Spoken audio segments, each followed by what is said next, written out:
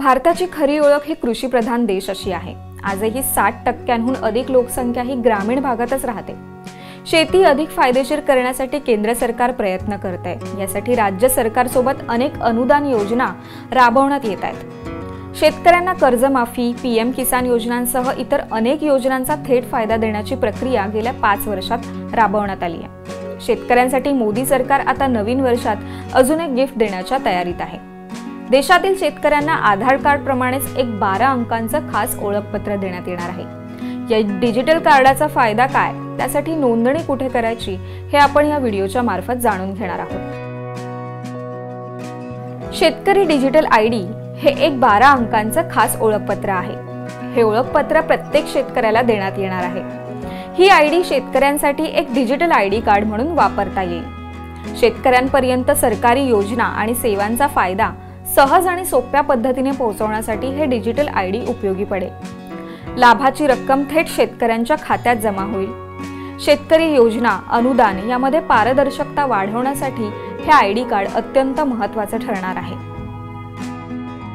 PM किसान योजना, पीक विमा योजना, माती परीक्षण, माती आरोग्य कार्ड यांसारख्या विविध योजनांचा फायदा एका आयडी कार्डच्या माध्यमातून घेता येतील। अनेक शेतकरी या योजनांचा लाभ शेतकरी या आयडी कार्ड मार्फत सहज मिळवू शकतील। या माध्यमातून प्रत्येक शेतकऱ्याचा एक डिजिटल डेटा तयार होईल।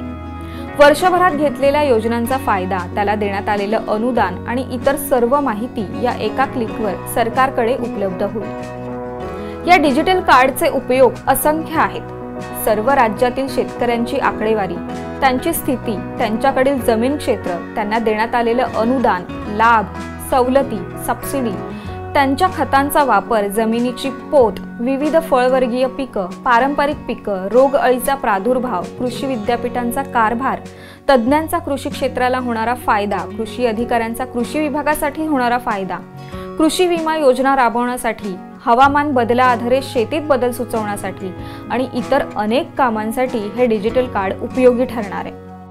देशात कृषी योजनांचा अनेक बोगस लाभार्थी फायदा घेतात। बडे शेतकरी, बागायतदार सुद्धा अल्पभूधारक शेतकऱ्यांच्या योजनांवर डल्ला मारतात। कृषी खात्यांतर्गत राबवण्यात येणाऱ्या योजनांचा पात्र लाभार्थ्यांपर्यंत लाभ पोहोचवण्यासाठी आणि विविध योजनांमध्ये पारदर्शकता वाढवण्यासाठी हे कार्ड अत्यंत महत्त्वाचं ठरणार आहे। देशातील 11 कोटी शेतकऱ्यांना डिजिटल ओळखपत्र देण्यात येणार आहे।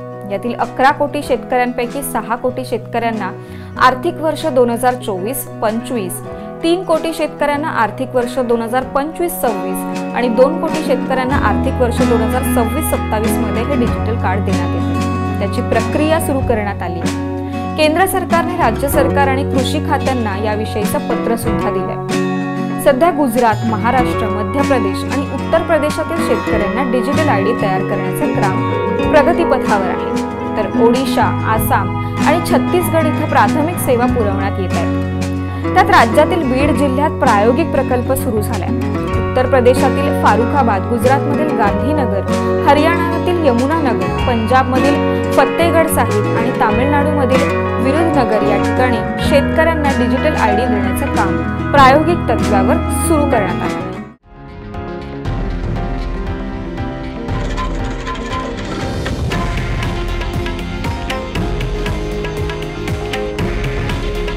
हे आहे देशातील नंबर 1 न्यूज नेटवर्क आणि आपण पाहत आहात TV9 मराठी।